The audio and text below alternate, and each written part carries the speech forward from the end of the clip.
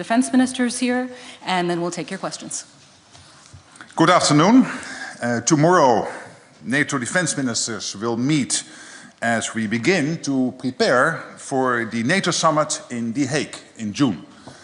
And later today, the UK will host ministers here for the next meeting of the Ukraine Defense Contact Group. I welcome the UK's willingness to share this responsibility and look forward to joining ministers this afternoon. I also look forward to welcoming Pete Hegseth, the new US Secretary of State of Defense, who is joining us for the first time.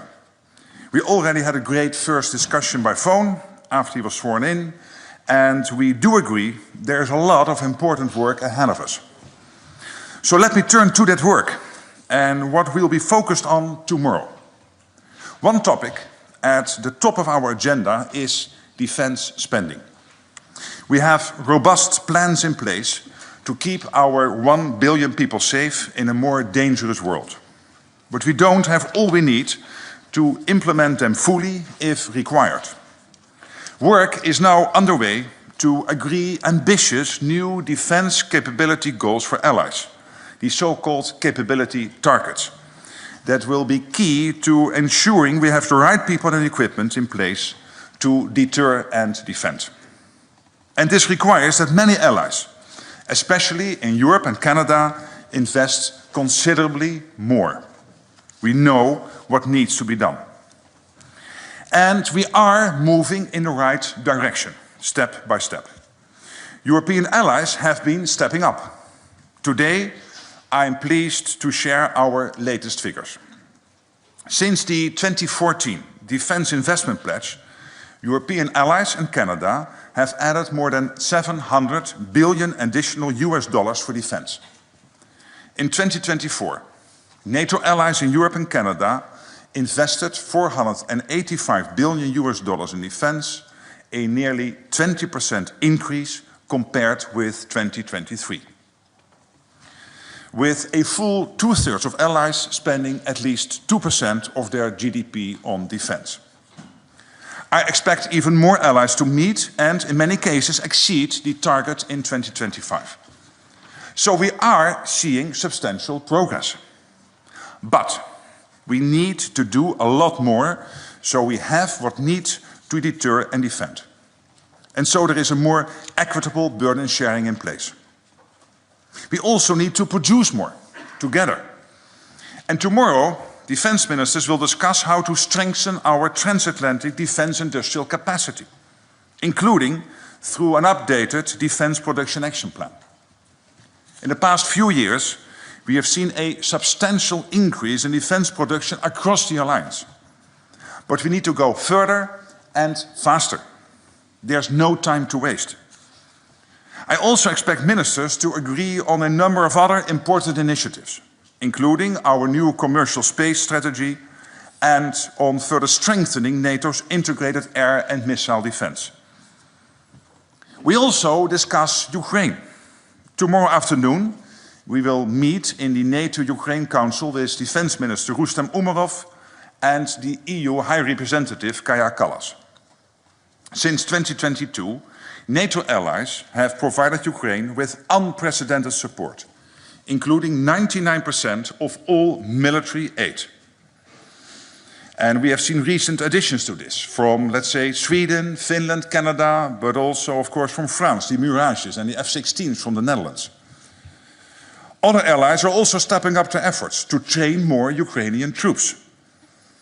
NATO's newly established command in Wiesbaden to support Ukraine is at the forefront of coordinating these and future contributions. At the Washington summit, allies pledged to provide Ukraine with 40 billion euros of security assistance in 2024. Allies have not only met their commitments, they far exceeded them. They have provided over 50 billion euros, more than half of which comes from European allies and Canada. This sends a clear signal of our unwavering commitment to Ukraine. It also takes a big step in the direction of what President Trump has called for. I agree with him that we must equalize security assistance to Ukraine. But to really change the trajectory of the conflict, we need to do even more. The stronger Ukraine is on the battlefield, the stronger they will be at the negotiating table, the greater the chances of getting a good deal for lasting peace. And that is what we all want for Ukraine, for our shared security, and for our global stability. Finally, we will address Russia's ongoing campaign of destabilizing actions against NATO allies. We see acts of sabotage, assassination, dangerous jamming of civilian airlines, and attacks on critical infrastructure, including undersea infrastructure. And NATO is responding, including through Baltic Sentry in the Baltic Sea and with increased vigilance across the board. With that, I'm ready to take your questions. All right, we'll start with CNN. Good afternoon. Oh, microphone. Claire Sebastian from CNN. How do you interpret the comments that we heard from President Trump on Monday that Ukraine may someday be Russian? Do you take it seriously? And even if you don't, how worried are you that this makes Western commitment to Ukraine appear fragile in Moscow's eyes and could undermine future security guarantees? We are intensely coordinating with President Trump's team at all levels, and these are very good conversations. This week we have many senior American officials visiting Europe, here at NATO, but also, of course, in Munich at the security conference. There is a convergence of views that we have to make sure, one, that Ukraine gets in the best possible position to start talks. Two, to make sure that whatever comes out of those talks, and when that will happen, that we have to be sure collectively and assure collectively that what comes out of it is durable. So no repeat of what we had with the Minsk agreement in 2014. All right, Reuters. Secretary General Andrew Gray from Reuters, you said that the assistance needs to be equalised, assistance to Ukraine between the United States and other allies, but you've just given figures that show the majority of that aid comes from other allies, not from the United States. So how much of a rebalancing does there actually need to be? And secondly, on the same theme, you said in Davos that if the Trump administration is willing to continue supplying American weapons, Europe will pick up the bill. How many European leaders have agreed to do that, and have they told you where the money will come from? Well, first of all, we are on the right trajectory, indeed, when it comes to the aim of equalizing what the US basically decides as a one nation within NATO, comparable to all the other allies within NATO, so that we are equalizing. And here we see that Canada and Europe are even over 50% now, so that is good. But we have to maintain that trajectory. That's crucial, and I completely concur with President Trump and his team that this is the only sensible way forward. Then, of course, to the question of future support for Ukraine, no doubt there will be a debate, I expect, between allies who is going to pay for it, where it comes from, etc. But there is also a large agreement between all allies that we have to make sure that Ukraine has what it needs in terms of training, in terms of military equipment, to make sure that whenever peace talks start, they can do that from a position of strength. All right, Sky News.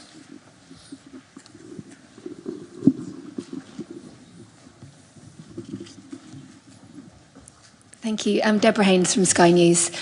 Donald Trump has repeatedly called on European NATO allies to spend more on defence, and he's also made clear that his priorities for security are facing up to the threat posed by China and defending America's own borders. How confident are you, therefore, that America would come to Europe's aid if European NATO allies came under attack, and could European allies alone defend themselves? I think my reaction needs to have two elements. First of all, on the defense spending. President Trump has consistently asked for the Europeans to do more. We had a pledge in Wales in 2014, and basically not a lot happened after 2014. And it really started to take off when he was president in post-2016, 2017, and particularly in 2018, 2019, up to today, including the 20% increase, 23 compared to 24. US, NATO allies, so excluding the US, Canada and the EU, paying 20% more. And we have to continue this. The good thing is that what we have in place now is a process based on NATO's defense planning process, which will lead to clarity on what needs to be done to keep us safe, the capability targets. From there we will see where the gaps are. We know already that it probably will be in the area of missile defense, air missile defense, in the area of logistics, military mobility, long-range weapons, but also to increase the strength of our armies. Yes, the Navy and of course our Air Force, but particularly when it comes to our armies, we'll have to do more, including making sure that they can fight prolonged wars and that they will be more heavily armed, including with tanks. And all this costs money. We are now getting those numbers on the table, and this is the big difference with 2014. There it was, let's do 2%. Now we will have a content-driven debate. How do we fill the gap between where we are and where we have to be? And I expect this to be north of 3%, I said before, but I'm not committing to a number now.